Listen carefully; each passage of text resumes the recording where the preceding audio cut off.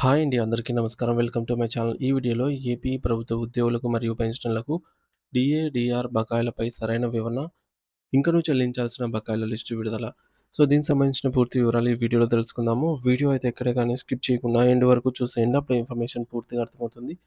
అలాగే వీడియో చూస్తున్న ప్రతి ఒక్కరు లైక్ చేయండి ఫ్రెండ్స్. ఈ వీడియోని తోటి ఉద్యోగ, పెన్షనర్ మిత్రులతో అయితే షేర్ చేయండి. కొత్తగా మన ఛానెల్‌ని చూస్తున్నవారు ఇంకా ఎవరైనా సబ్స్క్రైబ్ చేసుకోకపోతే వెంటనే మన ఛానెల్‌ని సబ్స్క్రైబ్ చేసుకోండి. సబ్స్క్రైబ్ చేసుకోవడం వల్ల నేను చేసే ప్రతి ఒక్క వీడియో మీ వరకు రీచ్ అవుతుంది. ఇక ఆలస్యం చేయకుండా వివరాల్లోకైతే వెళ్ళిపోదాము. ఫ్రెండ్స్, ఇక విషయానికొచ్చినట్టయితే ఆంధ్రప్రదేశ్ రాష్ట్ర ప్రభుత్వ ఉద్యోగులు మరియు పెన్షనర్లకు సంబంధించిన కరువు భత్యం, డీఏ మరియు వాటి బకాయిల అరియర్స్ గురించి ప్రస్తుతం ఉన్న పరిస్థితిని అత్యంత వివరంగా ప్రతి అంశాన్ని తెలుసుకుందాము. ఆంధ్రప్రదేశ్ రాష్ట్రంలో సుమారు లక్షలాది మంది ఉద్యోగులు మరియు పెన్షనర్లు తమకు రావాల్సిన ఆర్థిక ప్రయోజనాల కోసం ఎంతో కాలంగా అయితే ఎదురు చూస్తూ ఉన్నారు.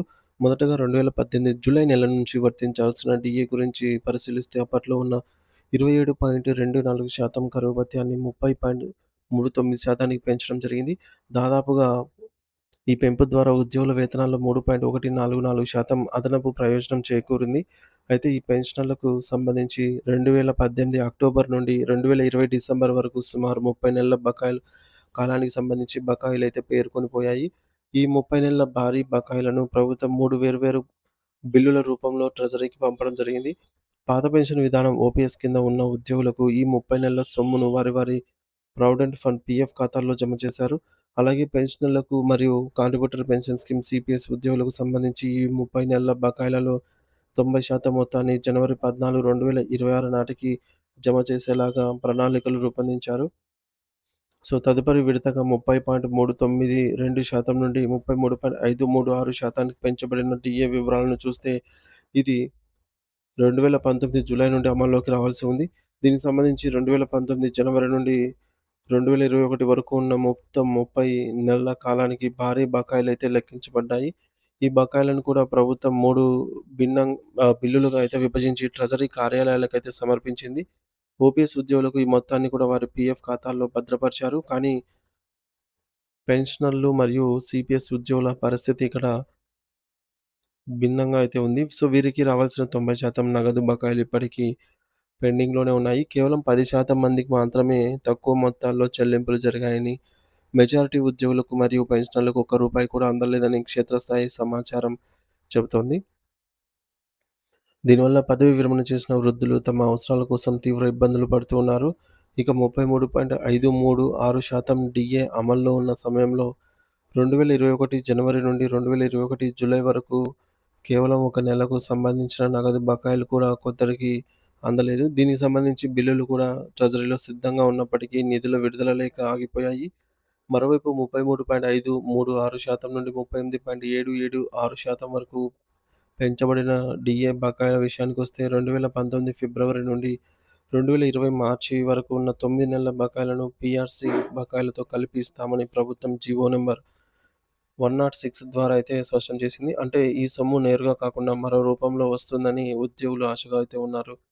దురదృష్టవశాత్తు 2020 మరియు 2021 సంవత్సరాల్లో ప్రపంచాన్ని వణికించిన కోవిడ్-19 మహమ్మారి కారణంగా ఆర్థిక వ్యవస్థ అయితే దెబ్బతింది. మరి దీని ప్రభావం వల్ల 2020 జనవరి, 2020 జూలై, 2021 జనవరి ఈ 3 విడతల్లో రావాల్సిన 3 డీఏలు ప్రభుత్వం అప్పట్లో నిలిపివేసింది.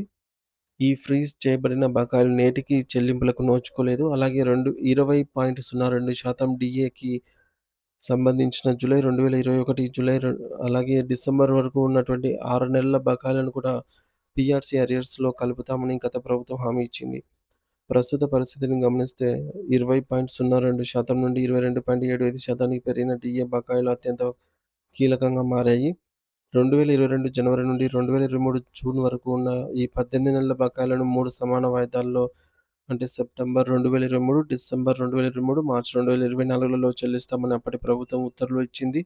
కానీ వాస్తవానికి ఆయా గడువుల తేదీలు దాటిపోయినా సరే కనీసం బిల్లులు అప్‌లోడ్ చేయడానికి కూడా డీడీఓస్‌కి అవకాశం కల్పించలేదు.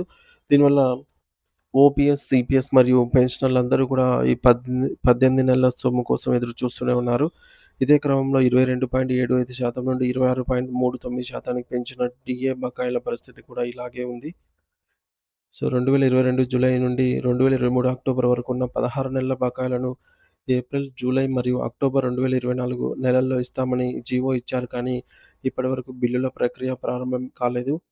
అలాగే 26.39% నుండి 30.03% పెరిగిన ఈ డీఏ బకాయిలు 2023 జనవరి నుండి 2024 మార్చి వరకు ఉన్న 15 నెలలు, ఆగస్టు 2024 నుండి 2025 ఫిబ్రవరిలోపు ఇస్తామని మాటిచ్చారు. కానీ ఆచరణలో ఏం జరగలేదు. సో, 30.03% నుండి 33.67% పెరిగిన డీఏ బకాయిలు 2023 జూలై నుండి 2024 జూన్ వరకు ఉన్న 12 నెలల వరకు కూడా ఆహ్, సెప్టెంబర్ 2024 నుంచి మార్చి 2025 లోపు 3 వాయిదాల్లో ఇస్తామని ఉత్తర్వులు ఉన్నాయి. ఇవి కూడా పెండింగ్‌లోనే ఉండటం వల్ల ఉద్యోగ వర్గాల్లో ఆందోళన కలిగిస్తోంది. ఇక తాజా పరిణామాల ప్రకారం 33.67% నుండి 37.31%కి పెంచిన డీఏ గురించి ప్రస్తుత ముఖ్యమంత్రి చంద్రబాబు నాయుడు గారు కొత్త జీవో విడుదల అయితే చేశారు. 2024 నవంబర్ నుండి 2025 సెప్టెంబర్ వరకు ఉన్న ఈ యొక్క 21 నెలల బకాయిలను 2026 ఆగస్టు నుండి 2027 ఫిబ్రవరిలోపు 3 వాయిదాల్లో చెల్లిస్తామని ప్రభుత్వం ప్రకటించింది. దీనికి ఇంకా సమయం ఉంది కాబట్టి భవిష్యత్తులో ఇవి సక్రమంగా అందుతాయని ఉద్యోగులు ఆశిస్తూ ఉన్నారు. చివరగా ఏపీ ఉద్యోగులకు ప్రభుత్వం ఇంకా 3 కొత్త డీఏలను ప్రకటించాల్సి ఉంది. అవి 2024 జూలై 1న రావాల్సినటువంటి డీఏ, 2025 జనవరిలో రావాల్సిన డీఏ మరియు 2025 జూలైలో రావాల్సిన డీఏ. ఈ 3 విడతల డీఏల గురించి ప్రభుత్వం నుండి అధికారిక ప్రకటన రావాల్సి ఉంది.